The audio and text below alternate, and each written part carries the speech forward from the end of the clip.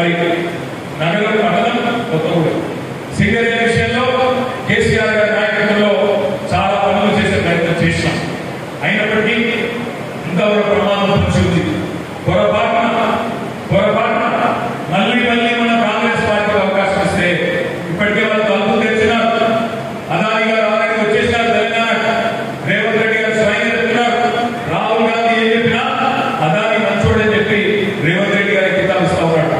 మీరు గుర్తుపెట్టుకోండి దయచేసి చెప్తున్నారు. రేపటి రోజున బీజేపీ కాంగ్రెస్ తప్పకుండా సింగరేణి కూడా అదాని పరం చేసే ప్రయత్నం, ప్రైవేట్ పరం చేసే ప్రయత్నం కూడా ముమ్మాటికి చేస్తారు.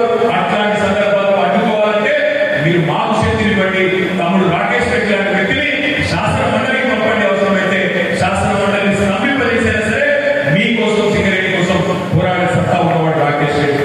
ఇంకొక మాట నేను అడుగుతా ఉన్నాను, ఇక్కడికి వచ్చిన మా గ్రాడ్యుయేట్ మిత్రులు మీకోసం ఆనాడు తెలంగాణ ప్రభుత్వం ఉన్నప్పుడు, బీఆర్ఎస్ పార్టీ ఉన్నప్పుడు 10 ఏళ్లలో 2 లక్షల ఉద్యోగాలు ప్రభుత్వ రంగంలో భర్తీ చేసిన ప్రభుత్వం బీఆర్ఎస్ ప్రభుత్వం.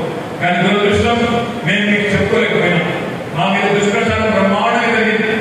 భారతదేశంలో ఎక్కడా విధంగా ఒక రాష్ట్రంలో 2 లక్షల ఉద్యోగాలు ప్రభుత్వ రంగంలో భర్తీ చేసినప్పటికీ దురదృష్టవశాత్తు ఆ విషయంలో పిల్లల్ని కన్విన్స్ చేసుకోలేకపోయినాం. సోషల్ మీడియాలో జరిగిన దుష్ప్రచారం, పేపర్ లీక్ల మీద జరిగిన దుష్ప్రచారం, దానివల్ల ఒక రకమైన వ్యతిరేకత మీ అందరిలో కూడా డెవలప్ అయింది. నేను మిమ్మల్ని ప్రార్థిస్తా ఉన్నా, ఆలోచిస్తున్నా, కోరుతా ఉన్నా. ఇప్పుడైతే మా ప్రభుత్వం లేదు, ప్రతిపక్షంలో ఉన్నాం.